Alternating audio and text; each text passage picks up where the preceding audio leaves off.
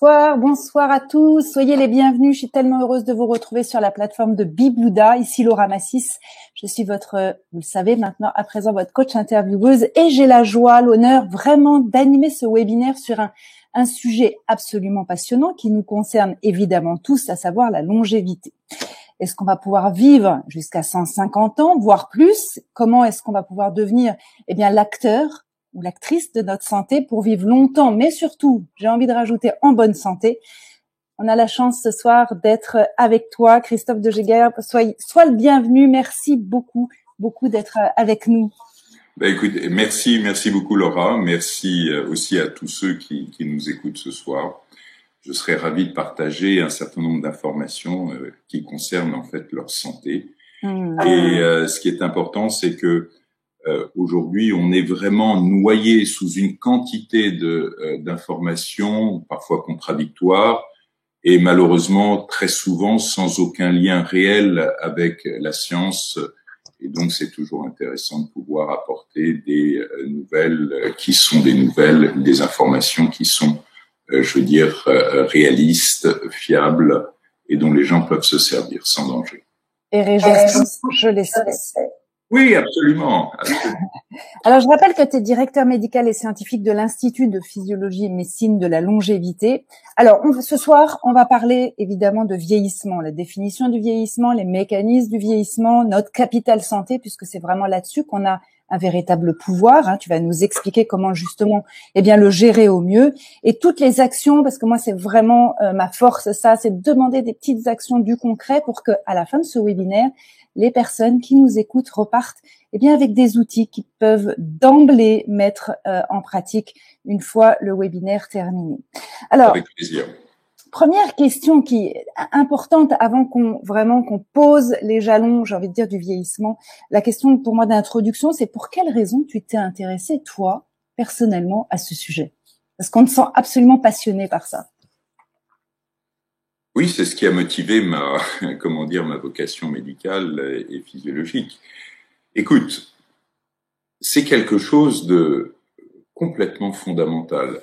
Tu es là, tu vis, tu construis ta vie, tu grandis d'abord jusqu'à la fin de l'adolescence, tu fais tes études, tu rencontres des gens, tu construis ta vie, et puis tout à coup, tu es trahi par ton corps.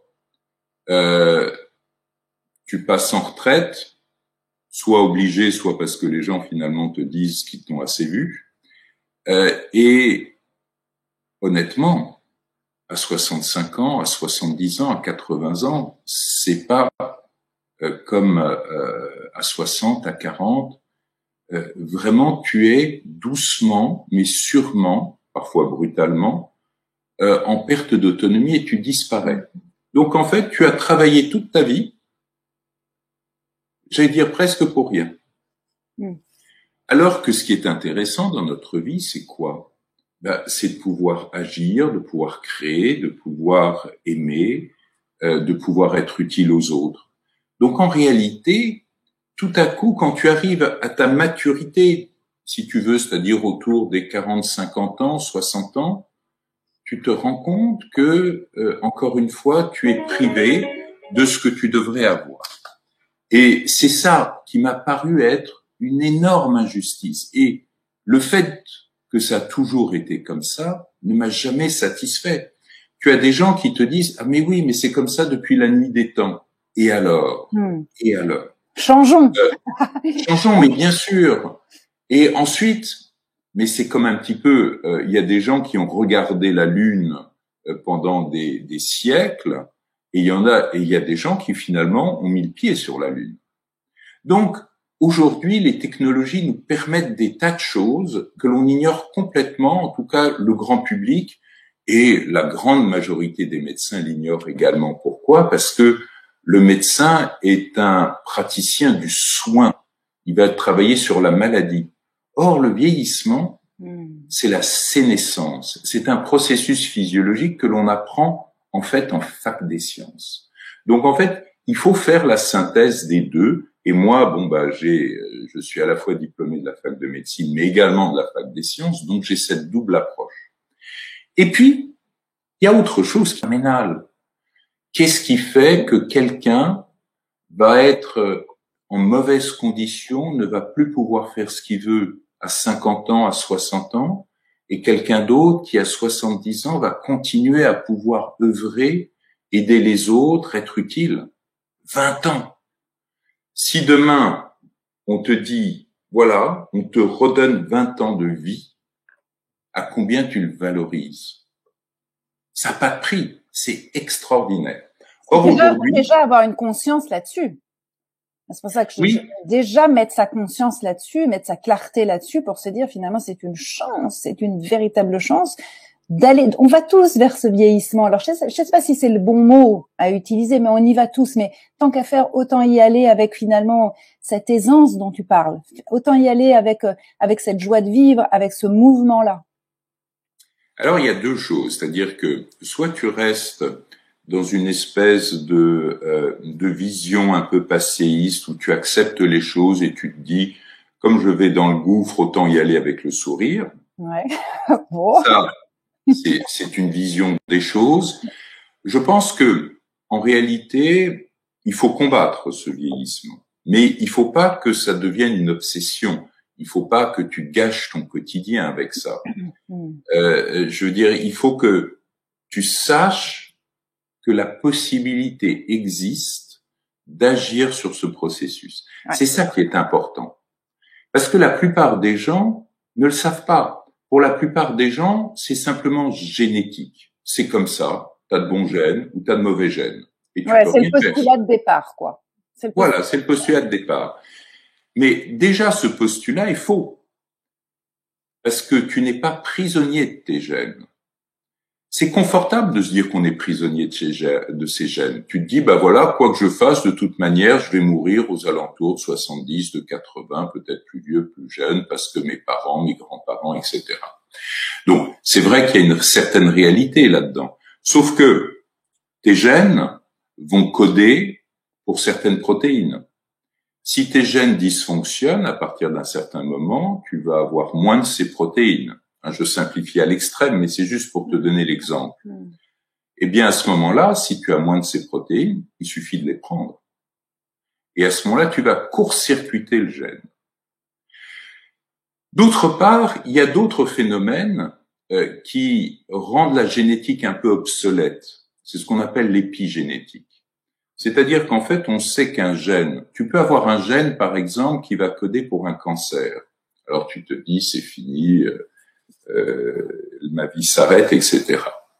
Mais ce gène ne va s'exprimer qu'en fonction d'un autre gène, qui va s'exprimer en fonction d'un autre gène, qui va s'exprimer en fonction du fait que tu es heureuse ou malheureuse, que tu fais du sport, que tu manges du sucre ou pas.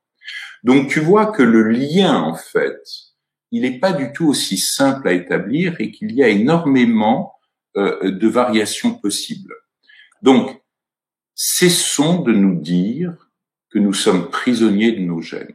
Il y a certains gènes, comme certains gènes de cancer du sein qui sont terrifiants parce que tu sais qu'à 99,9% de chance, malheureusement, tu risques d'avoir la maladie. C'est le syndrome de Madame Joly, par exemple, qui préfère se faire opérer de ses deux seins pour éviter la pathologie. Mais ça, c'est qu'un faible pourcentage de gènes. La plupart des gènes ou la plupart des pathologies sont faites polymorphiques et tu peux agir dessus. Ça, j'adore qu'on commence ce webinaire avec vraiment ce postulat de départ qui est que on est acteur de notre santé et que rien n'est une fatalité. Et ça, vraiment, merci, parce que toutes les personnes qui vont nous écouter, qui nous écoutent, qui sont là et qui sont dans des mécanismes même de pensée en disant, bah, de toute façon, c'est foutu. De toute façon, bah non, bah, j'ai cette maladie. Ou je suis vieillir égale mauvaise santé. Et en fait, on est en train de mettre un coup dans la fourmilière qui est de dire, mais non, attends, on peut bien vieillir tranquillement. Et peut-être même aller jusqu'à 150 ans. C'est pas du pur délire, ça, quand même? C'est pas une pure fiction pour toi? Alors, non, c'est l'enjeu des années à venir, en fait. Okay. Ou un adolescent de 16 ans est un vieux par rapport à un adolescent de 12 ans, ou un enfant de 12 ans. Ouais. Donc, oui, c'est un vieux à 16 ans. Je vais dire ça à mes enfants, tu vas voir, ils vont être contents. Ça y est, t'es vieille. T'es déjà vieille, tu vois. Pense à ta retraite. Et d'ailleurs, tu te rends compte, honnêtement, il y a des gens qui, déjà au moment de choisir leur boulot, pensent à leur retraite. Ils ferment leur vie. Ils ferment leur vie. Alors qu'au contraire, à mon sens, il faut l'ouvrir. La vie, c'est une découverte de chaque instant. Tous les jours, j'ai plus de projets que je ne pourrais en réaliser. Donc, pour moi, vivre plus longtemps, dépasser les limites de notre espèce, c'est un enjeu fondamental. Sinon, à la limite, je m'éteins tout de suite de frustration. Savoir par avance que tu ne pourras pas faire tout ce que tu as envie de faire, c'est dramatique, c'est dépressogène. Donc, j'en reviens à mon vieillissement. Oui. Le vieillissement commence à la création de l'individu, c'est-à-dire la fusion des gènes, des gamètes, spermatozoïdes et ovules. Ce vieillissement, jusqu'à la fin de l'adolescence, il est positif. Tu te développes. En biologie, on appelle ça le développement. À la fin de l'adolescence, on va dire autour des 18 ans, eh bien, tu commences ce vieillissement, il continue bien sûr, mais du coup, il devient négatif. Et c'est ce qu'on va appeler la sénescence. Et cette sénescence, si elle reste pure, c'est-à-dire que si tu te dégrades progressivement, alors en fait, tu te dégrades de plus en plus vite. C'est un peu comme un toboggan, c'est aussi une deuxième image que j'adore donner, c'est-à-dire on l'a tous vécu, si on va dans des parcs aquatiques ou n'importe où, on est sur un toboggan. D'abord, au début du toboggan, tu vas lentement, et puis tu accélères, et puis tu maîtrises plus rien, et tu pries à la fin pour que tu arrives dans une piscine d'eau profonde pour amortir le choc. Le vieillissement, c'est un peu, la sénescence, c'est un peu comme ça, et ça nous amène, s'il n'y a pas de maladie associée, ça nous amène, à travers cette dégradation progressive, à l'espérance de vie maximale pour l'espèce humaine, c'est-à-dire 122 ans. Et actuellement, il n'y a que Madame Jeanne Calment qui est arrivée. Mais tu vois, même à 122 ans, c'est pas rigolo, parce que elle était en maison de retraite, elle était impotente, à moitié aveugle, à moitié sourde, elle avait besoin d'une tierce personne, enfin deux tierces personnes pour l'aider au quotidien, c'est pas enviable. Et d'ailleurs, c'est un des problèmes quand je parle de longévité. Parce que au terme de longévité, pour le grand public, est associée cette notion de perte d'autonomie et de Madame Jeanne Calment. Et les gens me disent, si c'est pour vieillir comme Madame Jeanne Calment, ça m'intéresse pas. Or, la longévité, c'est pas ça du tout. La longévité, c'est maintenir, mais on en parlera plus tard, c'est maintenir, je dirais, un bon niveau fonctionnel le plus longtemps possible. Alors, qu'est-ce qui fait qu'on ne va pas tous à 122 ans? Eh bien, c'est les maladies.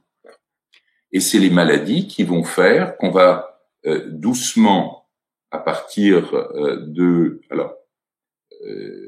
les maladies, en fait, la dégradation, comme je te le disais tout à l'heure, commence autour des 18-20 ans.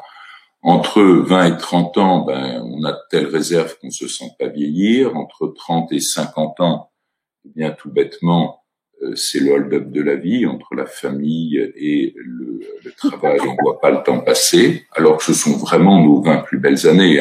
Enfin, pour moi, à titre personnel, être à 20 ans, c'est sympa, avoir 20 ans. Mais on n'a pas d'expérience, on sait pas grand-chose. Ce qui est génial, c'est quand on en a 30, quand on mesure l'intérêt des choses, quand on a la possibilité de faire des choses, c'est génial. Sauf qu'il y a le travail, sauf qu'il y a la famille, qui apporte plein d'autres joies, c'est pas le problème. Mais du coup, tu te retrouves à 50-60. 50-60, les femmes, c'est la ménopause, c'est le bouleversement hormonal. Les hommes, à 50 ans, ils ont perdu 50% de leur testostérone. 50%, entre 20 et 50 ans, on perd 50% de notre testostérone. Donc, c'est pas pareil. C'est très bien. On vit très bien, mais c'est pas pareil. Ensuite, 60 ans, à partir de 60 ans, commencent les maladies. je rappelle à tous nos auditeurs que l'espérance de vie en bonne santé, enfin plutôt exactement sans incapacité, pour un homme, c'est 63 ans. Espérance de vie à la naissance sans incapacité, c'est 63 ans pour un homme, 65 ans pour une femme. Alors que l'espérance de vie totale, c'est 85 pour une femme, 79 pour un homme. Donc, au jour d'aujourd'hui, ça va être les maladies qui vont jouer le jeu. Mais ces maladies, pourquoi elles surviennent? Elles surviennent parce que notre organisme s'affaiblit de fait, du fait de la sénescence. La sénescence va progressivement altérer nos différents mécanismes, et c'est pas un mécanisme passif, c'est un mécanisme actif. C'est-à-dire que nos différents systèmes physiologiques se dégradent activement.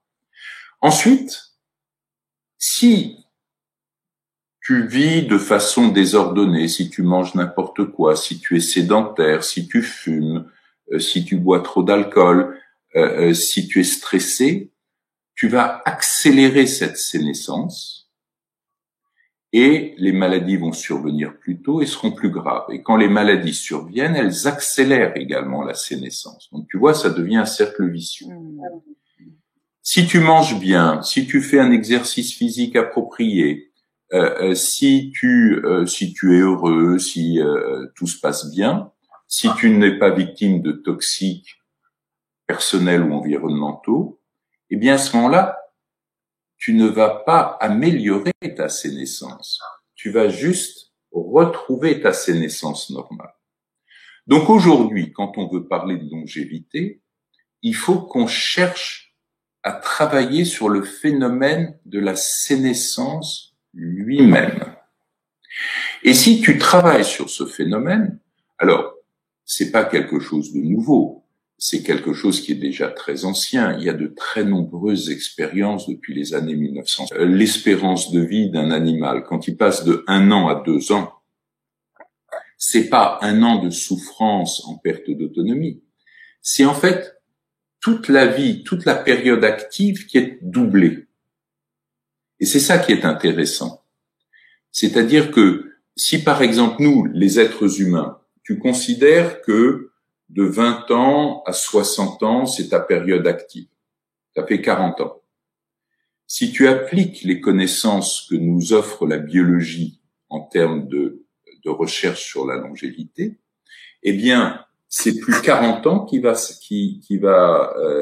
être, c'est 80 ans. Donc, tu vas être à 100 ans, tu vas être dans le même état qu'à 60 aujourd'hui. Oh, je m'en souhaite. Tu vas nous donner plein d'indications là-dessus, justement. Par rapport génial. Eh oui, c'est génial. C'est formidable de se dire ça. Et ensuite, bon, tu peux aller comme ça, progressivement. Tu peux augmenter. Plus tu maîtrises ce phénomène de sénescence, plus tes différents systèmes physiologiques sont en bon état, moins tu es fragilisé, moins tu es sensible aux maladies. Donc c'est vraiment quelque chose de très important. Et ensuite, ben oui, pourquoi pas 120, pourquoi pas 130, pourquoi pas 140, pourquoi pas 150.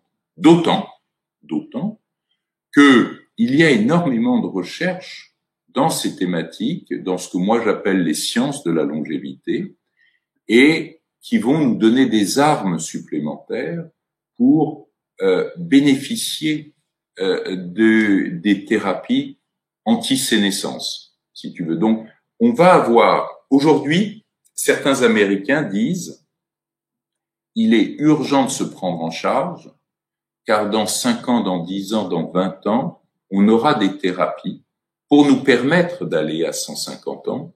Et si on va à 150 ans, pourquoi pas 170? Pourquoi pas 200? On en parlera peut-être aussi à la fin, mais c'est pas neutre de dire 150 ans. C'est pas neutre de dire 200 ans.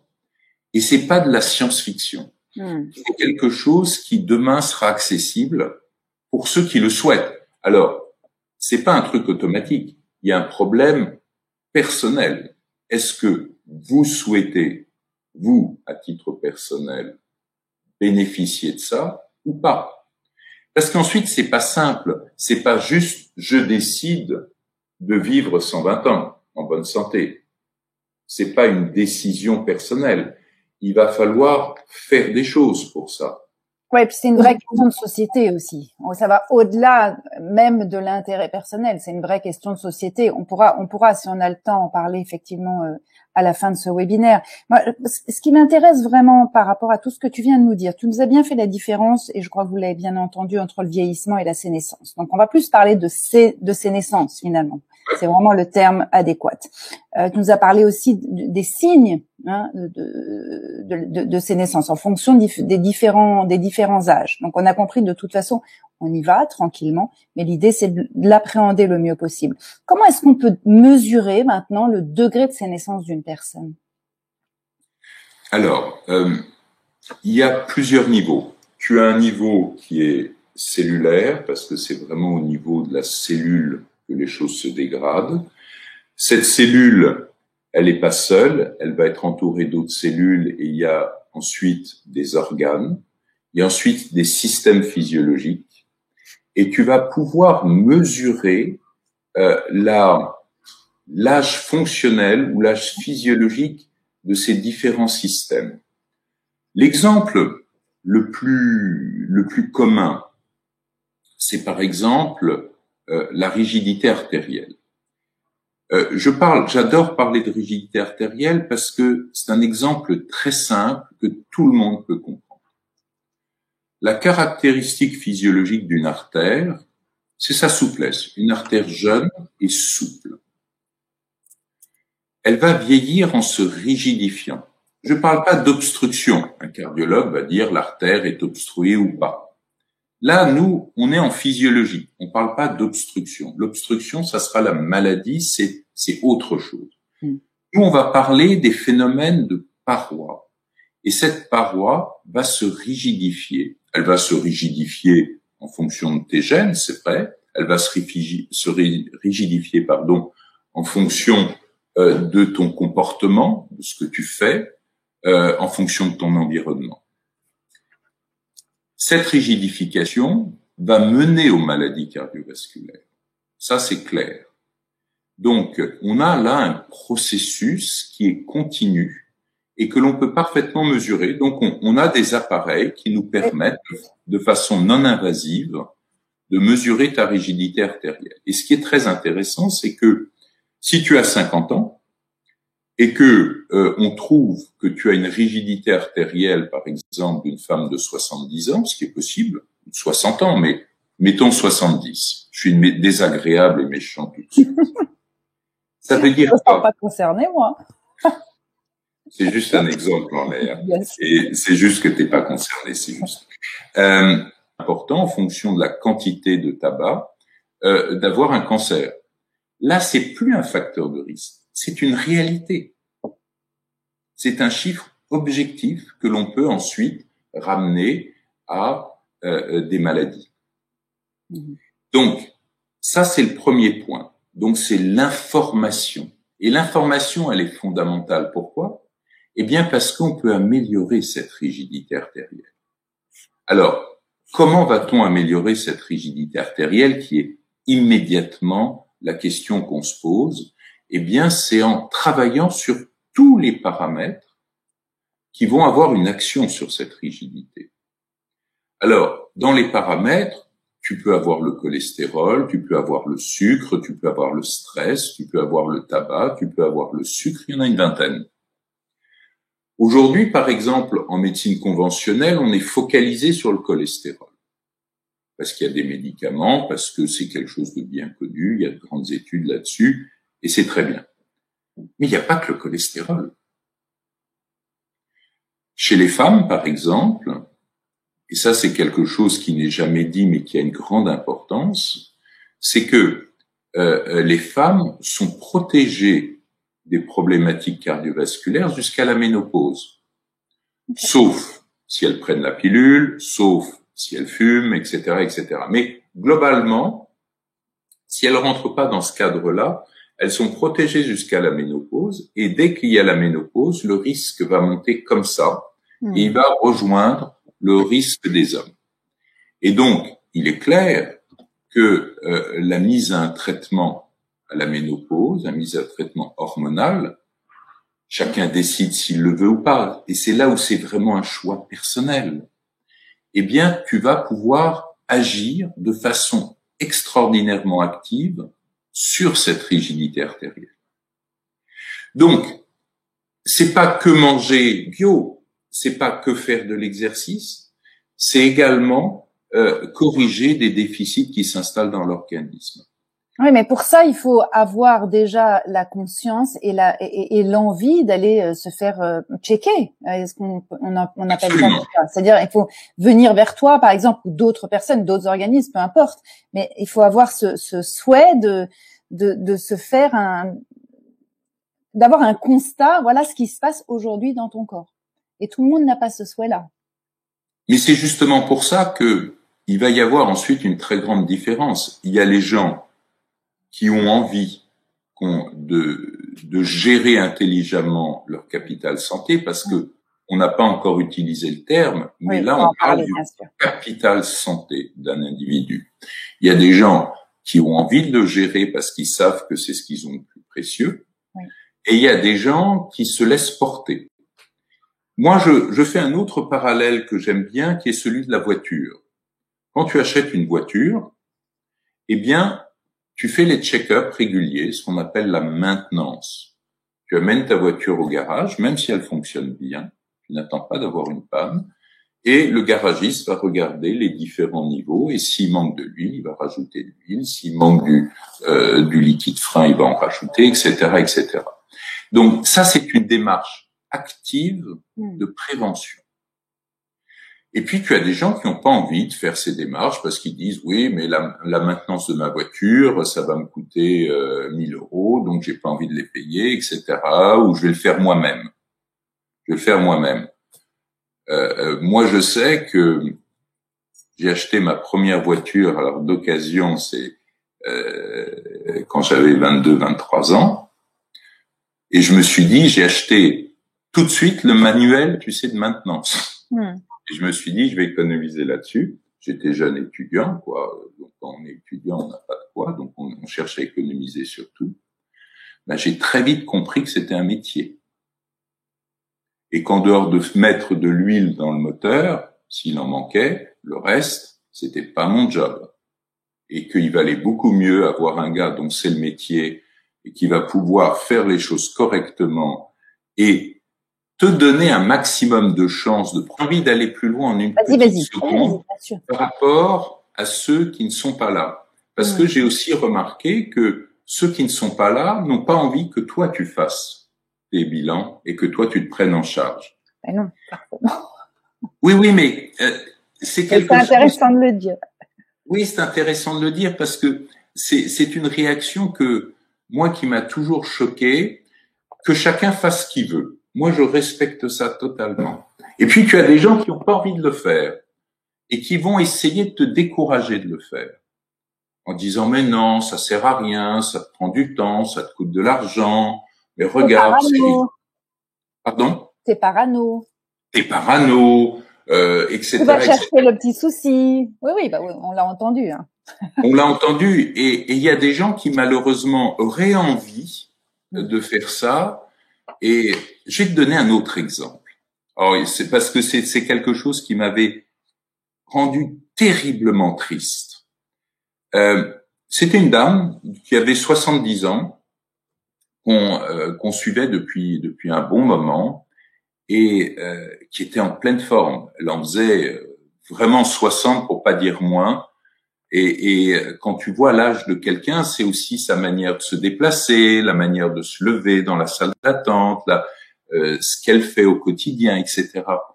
Et un jour, elle me dit, vous savez, docteur, je vais arrêter votre prise en charge. Mais je dis pourquoi? Parce que vous allez bien. Et elle me dit, je vais super bien. Mais, elle me dit, vous me désinsérez de mon milieu. Alors je dis, mais pardon, qu'est-ce que vous voulez dire? Ben, elle me dit, écoutez, les gens autour de moi, ils ont tous mon âge. Mon mari, il a 2 ou 3 ans de plus que moi. Il est vieux. Mais il n'est pas que vieux, il fait vieux. Il ne fait plus rien. Moi, je veux aller là ou là. Il veut pas, ou il peut pas. J'ai des amis, c'est pareil. Mais alors je leur dis, mais il faut nous les amener, on va les aider. Il me dit, mais ils veulent pas. Ils veulent pas. Ben, je dis, trouvez des amis plus jeunes. Il me dit, mais oui, mais ces gens, c'est toute ma vie. Il me dit, voilà, donc je préfère vieillir avec eux. Donc voilà, elle me dit, je vous remercie de toutes ces années que nous avons passées ensemble, de tout ce que vous avez fait pour moi, et je voulais venir cette dernière fois pour vous expliquer le pourquoi du comment, et pas vous faire faux bon. Et je l'ai remercié, et ça m'a rendu follement triste. Follement triste parce que cette femme n'a pas réussi à sortir de son environnement. Et elle a coulé avec l'environnement. Bon. C'est le prix à payer de la transformation. Dans tous les développements qu'on peut avoir pour soi, quand on travaille, quand je dis travailler sur soi, mais c'est aussi prendre soin de son corps, forcément, il y a un prix à payer. Quand je dis un prix, le mot peut peut-être choquer, mais en tout cas, un prix à payer de la transformation. Oui, des gens peuvent nous quitter. Oui, des personnes peuvent ne plus nous comprendre finalement.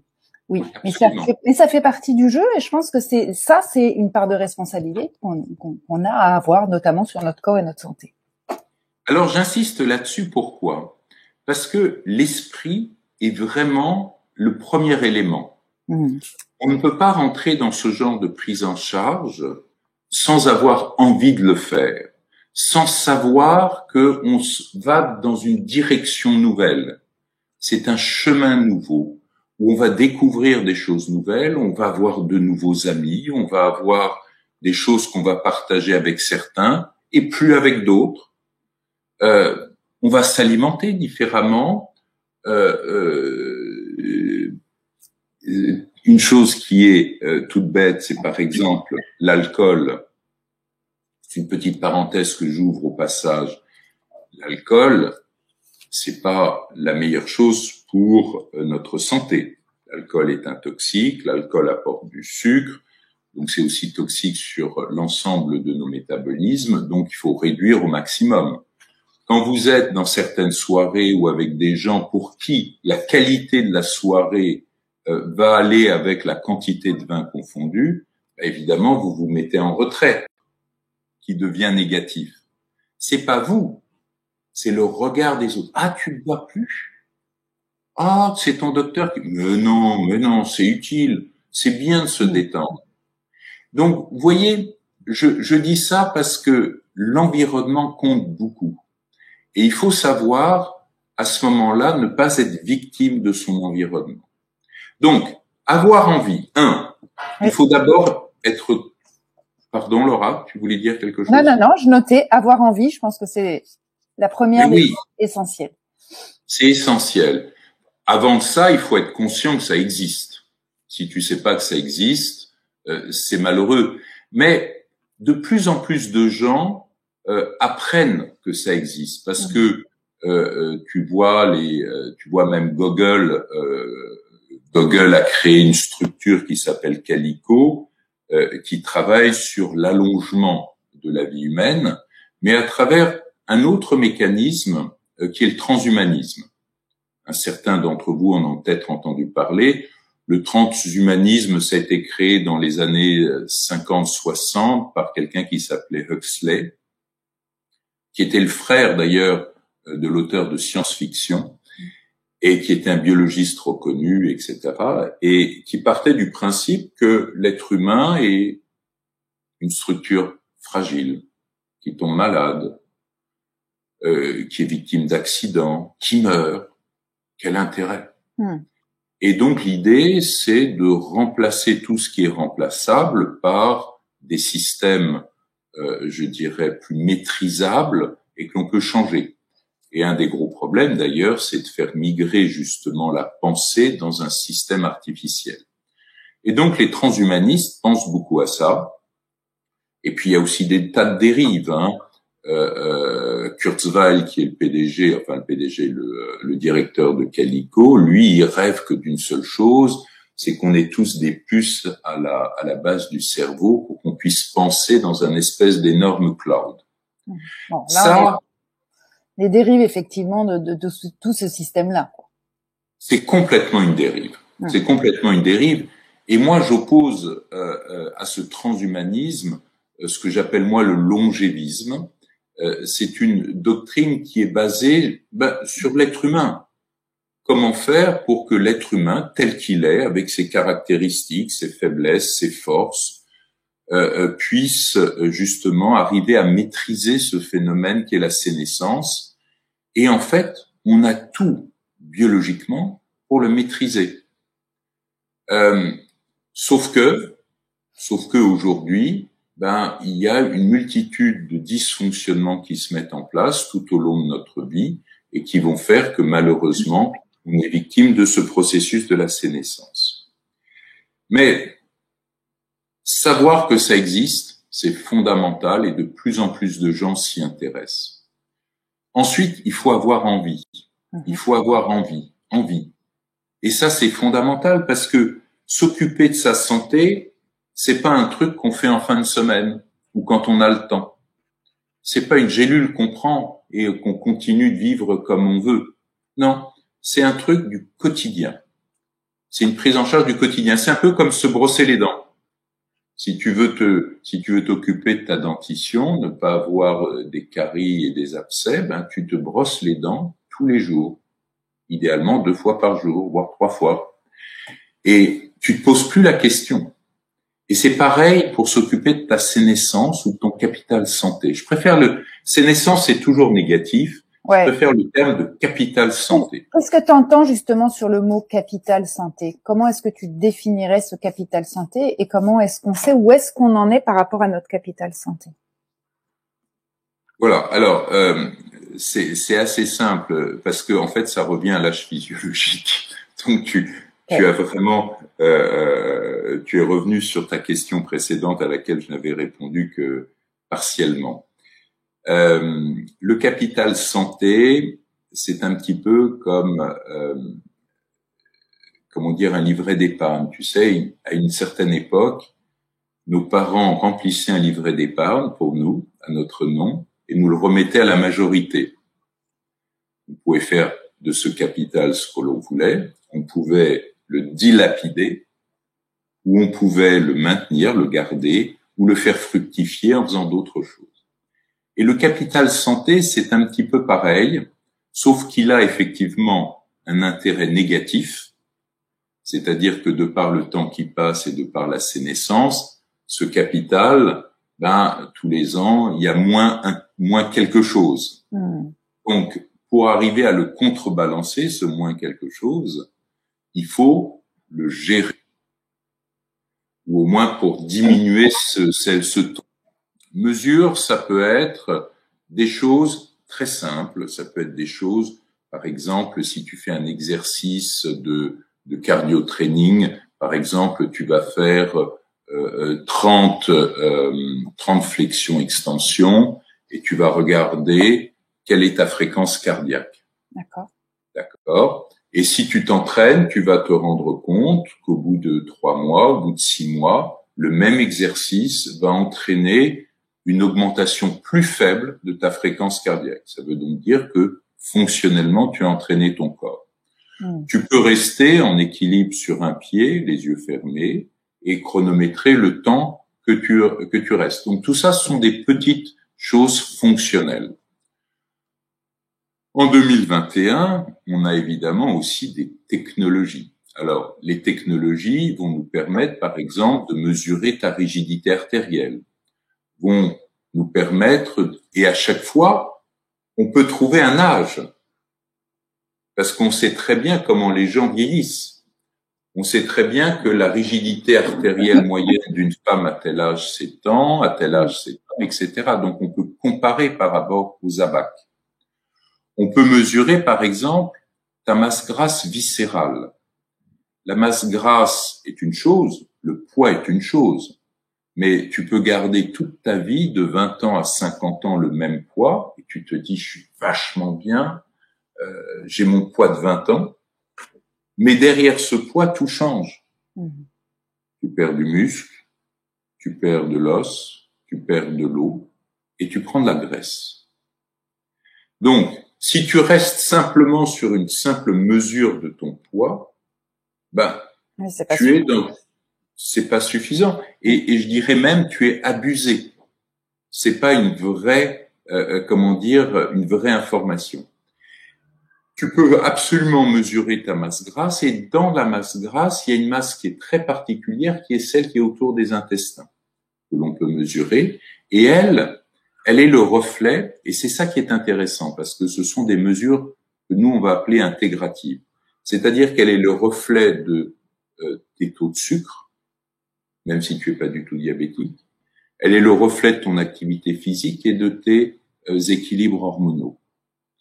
Et on sait très bien que si ta masse grasse viscérale dépasse un certain seuil, tu as là un risque coronarien, donc de maladie coronaire, d'infarctus éventuel, qui est majoré. Pas plus tard que la semaine passée, on avait quelqu'un de jeune, la cinquantaine, pleine forme, sportif, marathonien, mais une masse grasse, c'est un faux maigre. Une masse grasse élevée. On lui a fait faire un examen de ses coronaires, 3 stents de poser. 3 stents. Et il y en a encore 2 autres à poser parce que il faut qu'il y ait une nouvelle intervention. Le gars m'a appelé en me disant, vous m'avez sauvé la vie. Et il avait fait, chaque année, il faisait son électrocardiogramme d'effort qui était nickel, etc., etc. Donc, là, on rentre véritablement dans des évaluations qui sont fondamentales. C'est comme quand le garagiste va regarder tes plaquettes de frein. Ouais. Et ça, c'est la base pour toi. C'est d'aller faire ton diagnostic, en fait, de ton capital. Absolument. En fait. Ensuite, tu as un autre niveau. Tu as le niveau biologique. Ça, c'est le niveau physiologique. Et je pourrais te décrire des tas d'autres tests que nous, dans notre institut, occuper les gens pendant toute la journée. En biologie, par exemple, tu peux regarder ton hémoglobine glycosylée. Ton hémoglobine glycosylée, c'est le reflet de ton sucre dans le sang sur les 2 derniers mois. Donc, tu peux avoir une glycémie qui est vraiment le reflet de l'instant, qui est normal, et tu peux avoir une hémoglobine glycosylée qui est élevée. Pas forcément en diabète, mais parfois souvent en prédiabète, en tout cas trop élevée. Parce que ça aussi, c'est un des mécanismes importants de la sénescence, c'est que nos différents systèmes de régulation de notre corps, qu'on appelle l'homéostasie, eh bien, ils se dérèglent. Et que, à un certain âge, eh bien, nos capacités de régulation des taux de sucre vont nous maintenir à un certain taux. Et comme ils vont, en vieillissant, se déréguler, eh bien, ils vont nous maintenir à des taux de plus en plus élevés. C'est très important parce que ça mène à un des mécanismes importants du vieillissement qui est la glycation. Et la glycation, elle touche l'ensemble de nos systèmes. Notre système nerveux, donc le cerveau, les nerfs, nos yeux, nos reins, nos artères. Et on peut le mesurer très facilement avec un test sanguin. Regarde un autre exemple que j'aime bien parce qu'on en parle tout le temps maintenant avec la pandémie, c'est la vitamine D. Oui. Il faut savoir que la vitamine D, c'est pas une vitamine, c'est une hormone. Et en plus, c'est une hormone stéroïde. Tu vois, les gens ont souvent très peur des hormones. En France, on pense que les hormones, c'est synonyme de dopage ou de cancer. Au Cherche-Midi, j'explique bien, chacun peut faire des choses à son niveau, là où il est. Bien sûr. Tu peux aller, n'importe qui peut aller dans un laboratoire en France, il fait toc-toc, il pousse la porte, il a peut-être même pas besoin de faire toc-toc pour pousser la porte, et il dit, j'aimerais mon taux de vitamine D. Bon. Le biologiste fait signer un papier comme quoi, le gars vient comme ça sans ordonnance, et qui ne sera pas remboursé. En vitamine D, en plus, il sera pas remboursé de toute façon. et il peut avoir un taux de vitamine D et savoir s'il est trop bas ou pas. Mais ça, c'est essentiel.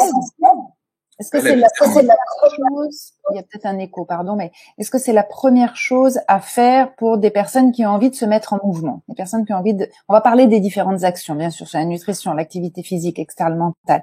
On va prendre un petit temps pour ça, pour donner vraiment des conseils et des astuces et des outils vis-à-vis de ça. Mais en revanche, une personne qui se dit, OK, après ce webinaire, je vais prendre soin véritablement de mon capital santé, pour savoir où j'en suis, quelle est la première démarche à faire? Ça dépend de où tu es et ça dépend de ce que tu es prêt à faire. Parce que il y a plusieurs niveaux, encore une fois. Il y a le niveau qui est le niveau très basique où tu vas simplement te dire, je n'ai pas envie d'aller trop loin dans toutes ces explorations. Je vais simplement me mettre à manger moins et à manger sain, à éviter tous les sucres. Parce que le problème, les sucres, c'est un vrai problème. Aujourd'hui, je pense que les sucres, et je suis pas le seul, la plupart des scientifiques et des médecins savent que les sucres sont véritablement, en termes de qualité de vieillissement, beaucoup plus péjoratifs que le cholestérol. Sauf que on est tous différents. C'est-à-dire que toi, par exemple, tu peux manger plein de sucre et ne pas avoir de problème de régulation de sucre parce que tu as un organisme et un métabolisme qui fonctionnent bien et que d'autres, non. Donc, ça peut être une première approche. La deuxième approche, ça peut être de rajouter l'activité physique. L'activité physique adaptée, donc à la fois du cardio-training, à la fois de la musculation, à la fois des éléments qui vont jouer sur l'équilibre et la souplesse des articulations. Tout ça sont des éléments qui sont importants. Mais c'est comme toujours. Il faut faire avec une certaine fréquence, une certaine intensité et une certaine durée. Concrètement, le cardio-training. Par exemple, si tu prends l'exemple du cardio-training, c'est 1 heure 3 fois par semaine. Et là, je vois toutes les personnes, enfin, je les imagine 1 heure 3 fois par semaine. Oui, ça paraît gigantesque, gigantesque. D'autant que si tu dois aller faire du cardio-training ailleurs, il faut rajouter les temps de transport.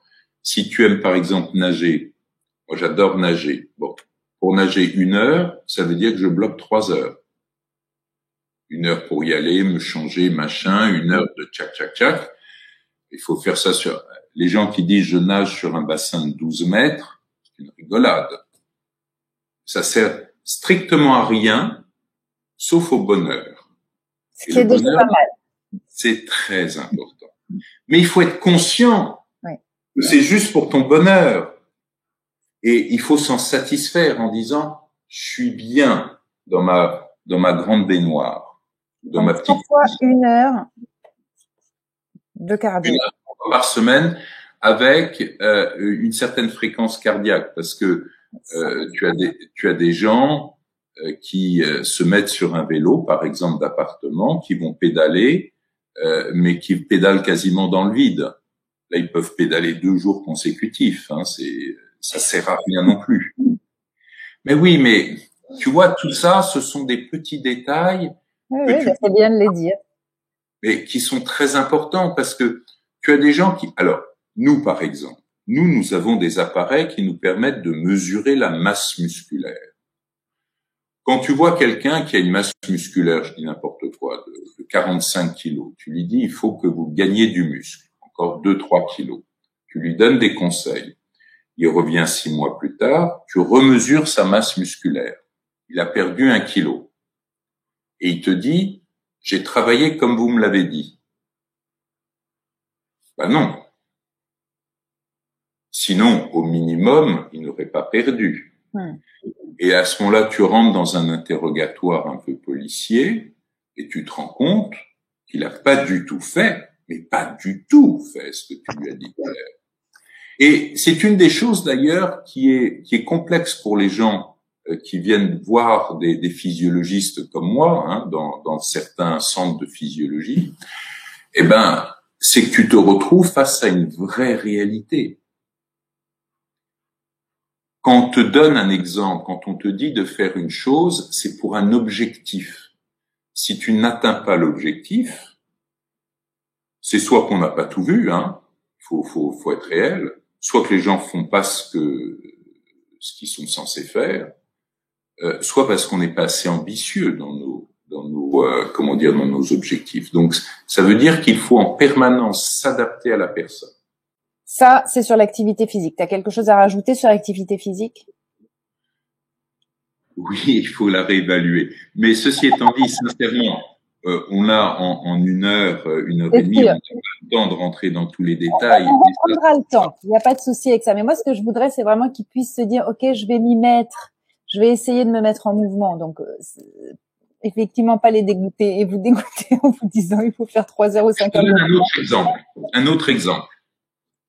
Les gens qui te disent, ah oui, moi, je marche beaucoup. Oui. Je marche. Et j'adore marcher avec mes copines. Alors, quand on me dit j'adore marcher avec mes copines, là, il y a 3 voyants rouges qui s'allument parce que les filles et les garçons, d'ailleurs, qui marchent en groupe en discutant, c'est qu'ils sont en dessous de l'intensité nécessaire pour gagner du muscle ou perdre de la graisse. Parce que le cardio-training, en fait, ne te sert pas vraiment à faire du muscle. Le cardio-training sert à ton cœur, au vaisseau, sert beaucoup au cerveau. C'est très important pour le cerveau. Et ça sert à jouer sur tes niveaux de glucides, donc de sucre dans ton sang, et donc ça te permet de diminuer ta masse grasse viscérale. Mais quand tu marches, ça veut dire qu'il faut que tu marches à une certaine intensité. Alors nous, on peut calculer les fréquences cardiaques, mais il y a une autre façon de faire les choses, c'est de marcher à la limite de l'essoufflement. À la limite de l'essoufflement. C'est-à-dire que si tu vas plus vite, tu es essoufflé, donc tu es obligé d'arrêter ton exercice, et c'est plus bon, hein, puisque c'est 1 heure continue. C'est pas 2 fois 30 minutes, ou c'est pas 4 fois un quart d'heure. C'est 1 heure continue. Et évidemment, si tu marches à la limite de l'essoufflement, bah, tu peux pas discuter avec ton voisin. Mmh. C'est impossible. Donc, du coup, et forcément, quand tu es dans un groupe, tu ne marches pas à la même vitesse. C'est-à-dire qu'il y a ceux qui ont plus d'entraînement, qui vont prendre des mètres d'avance, et ceux qui vont rester derrière. Donc, la convivialité dans l'exercice, ça peut être sympa, ça peut être marrant, mais c'est pas très efficace. Il faut le savoir. Bon, en revanche, l'heure de marche, si on remet un petit rythme jusqu'à l'essoufflement, hein, ce que tu disais, là, c'est efficace. Ça peut être efficace dans prendre soin de sa santé. Super, parce que ça peut aider quand même des gens. Bien sûr. Sur maintenant la nourriture, parce que ça évidemment c'est un vecteur très important. Qu'est-ce que tu pourrais nous donner comme petites astuces pour que, écoute, on aille dans le bon sens? Dans le bon sens, je vais être terrible. C'est les sucres. Ouais. Souvent, les gens s'hydratent assez. Je veux dire, le litre et demi, 2 litres d'eau ou de boissons par jour, les gens qui s'intéressent à leur santé. Parce que là aussi, si tu veux, il faut que tu saches que les gens que je vois, moi, sont toujours des gens qui sont intéressés par leur santé. C'est des gens qui ont toute une démarche, qui ont tout lu, etc. et qui finissent par se rendre compte que seul, c'est compliqué, voire impossible, et qui vont ensuite vers un médecin, et principalement un médecin physiologiste qui va pouvoir donc les aiguiller de façon très fine. Mais ils font plus les grosses erreurs. Mmh. Tu vois? Donc l'hydratation, ils l'ont. Le cholestérol, ils mangent pas 2 camemberts par jour, 3 saucissons par jour, 300 grammes de rillettes le matin. Ça, non. Donc, ils ont une alimentation qui est généralement bien équilibré au niveau des graisses, au niveau de l'hydratation, au niveau des graisses. Les protéines, c'est un problème parce que on voit que les gens mangent de moins en moins de protéines depuis les 5 dernières années. Moi, je le vois, quand tu doses les protéines dans le sang, tu vois qu'elles diminuent régulièrement. Ok, ton avis là-dessus alors? Ben, mon avis là-dessus, c'est que c'est pas forcément bon parce que quand tu avales des protéines, ces protéines vont être digérées, vont être coupées en acides aminés et ces acides aminés vont être absorbés et vont te servir à fabriquer tes propres protéines. Et pareil à tous les poissons. Mais le degré, je dirais la quantité de protéines apportées par une viande rouge n'est pas du tout équivalente à celle apportée par du poisson ou des légumineuses. Donc, faut manger vraiment beaucoup plus. Et la viande rouge, c'est certain que si on la diminue, on diminue aussi d'autres éléments qui sont nocifs. Donc, mais il faut savoir que il faut équilibrer. Et là encore, la vraie difficulté, c'est que chaque organisme est différent. Oui. Mais c'est pas, j'ai l'habitude de manger 200 grammes de viande, je vais manger 200 grammes de légumineuses ou 200 grammes de poisson. Non, c'est pas si simple que ça. Faut en manger plus. Oui. Mais par exemple, pardon de peut-être te rentrer un petit peu dans ton intimité, mais c'est dans toute bienveillance, bien sûr. Mais toi, au niveau du cardio, ouais, je me permettrai pas. Au niveau du cardio training, quel est ton rythme? On a bien compris que ça dépend de l'individu, mais c'est quand même intéressant de modéliser ou d'avoir un exemple, en tout cas, pour aller dans le bon sens. Et au niveau de ta nourriture, quelles sont les choses que tu fais et que tu as mis en place depuis des années maintenant? Alors, moi, je fais 3 séances de cardio théoriquement, parce que là, avec le couvre-feu à 18 heures, ça a complètement fait voler en éclats mes soirées d'entraînement physique. Là maintenant, avec 19 heures, ça va, je vais pouvoir m'y remettre. Mais ce que je faisais, c'est du cardio sur bicyclette et surtout, moi j'aime bien la natation. Donc je nage. Dans le club où je suis, j'ai la chance d'avoir un bassin de 50 mètres et avoir que des nageurs. Alors c'est donc c'est des gens et tu peux pas t'arrêter, tu peux pas donc ça c'est il y a une émulation et je le fais, j'aime bien. Moi je crawl pendant je fais mon kilomètre et parfois plus et donc ça j'aime bien. Okay. Ensuite, j'y associe de la musculation. Et la musculation, moi, je la fais avec des appareils et ça me prend 1 heure également. Donc, j'y rajoute 1 heure. Mm-hmm.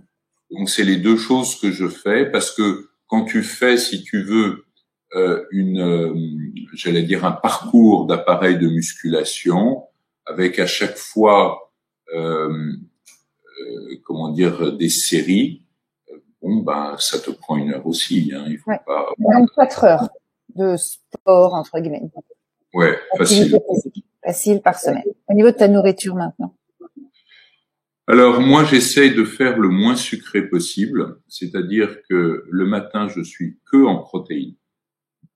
En protéines, c'est-à-dire que j'ai abandonné tout ce qui était tartines, sandwich, baguette du matin.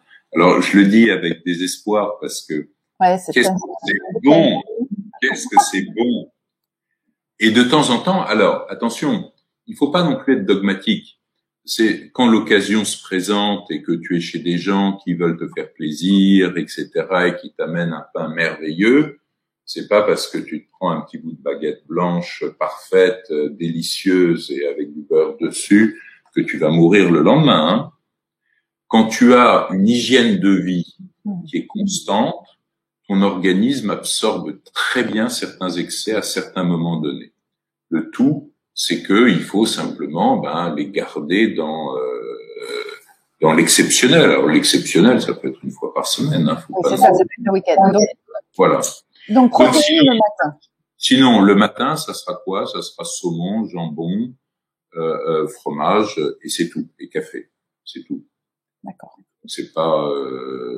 Les fruits, je me méfie énormément des fruits. J'adore les fruits. mais les fruits apportent énormément de sucre et moi, je suis un type qui suis très sensible au sucre. Donc, il faut que je me limite terriblement. Et il faut que tu saches que l'attitude a beaucoup changé par rapport aux fruits. Moi, il y a une dizaine d'années, on disait toujours, les fruits c'est super, ça vous apporte des vitamines, des oligo-éléments, des fruits, des fibres, et donc l'avantage est supérieur aux inconvénients. Mais depuis une dizaine d'années, tu as une augmentation considérable du nombre de publications qui montrent que le fructose n'est pas un bon sucre pour l'organisme. Moi, j'ai une vie familiale, donc j'ai des enfants. Donc les enfants, ça t'oblige à ouvrir les menus si tu veux et à limiter certaines choses. Mais enfin bon, ça ensuite c'est à toi de gérer. Donc activité physique, nourriture, esprit bien évidemment, agir sur le mental. Qu'est-ce que tu pourrais nous donner aussi là comme petite indication pour qu'on reparte avec sur le mental. Alors il y a un gros problème sur le mental, c'est dont on n'a pas parlé, c'est stress et sommeil. Oui. Les gens sont stressés, sont terriblement stressés. Et tu as des gens, alors partout, par tas de choses, et l'environnement actuel est un environnement qui est délétère avec tout ce qui se passe sur le Covid, donc on a l'impression qu'on va pas forcément en sortir aussi simplement que ça, parce que il y a les vaccins qui vont monter, et heureusement. Mais d'un autre côté, tu as des variants, tu as des vaccins qui seront moins efficaces sur certains variants, tu as des mélanges entre les types de virus, donc tout ça est complexe. Donc, gérer le stress est compliqué. Certains sont très sensibles à tout ce qui est relaxation, tout ce qui est cohérence cardiaque, et tant mieux. Mais d'autres, pas du tout. L'activité physique régulière peut aider. Tout ce qui est cardio-training peut aider les gens à mieux gérer leur stress. Ensuite, sur le sommeil, les gens qui vont se réveiller à 3-4 heures du matin, c'est un problème. Il y en a beaucoup. Alors, c'est évidemment, en médecine, c'est un équivalent dépressif. C'est qu'il y a trop de problèmes, trop de choses, et d'ailleurs, c'est généralement des troubles qui disparaissent en vacances. Le fait que les troubles disparaissent en vacances, c'est vraiment un bon signe de stress et d'environnement négatif. Donc, comme on peut pas être 12 mois par an en vacances, il faut essayer là aussi de le gérer à travers ces activités physiques, ne pas trop charger les repas le soir. L'alcool, c'est très mauvais. C'est bon à la limite pour se détendre, mais il y a de moins en moins de gens, heureusement, qui prennent leur whisky du soir. C'est pareil pour un petit verre de vin? Le petit verre de vin, c'est pareil. Et souvent, ce que les gens remarquent, c'est qu'en vieillissant, ils tolèrent de moins en moins le vin. Et quand ils l'arrêtent un certain temps, ils ont de moins en moins envie de le reprendre ou ils le tolèrent moins quand ils le reprennent. Avec vin rouge, vin blanc. Les vins blancs sont mieux tolérés que le vin rouge, etc.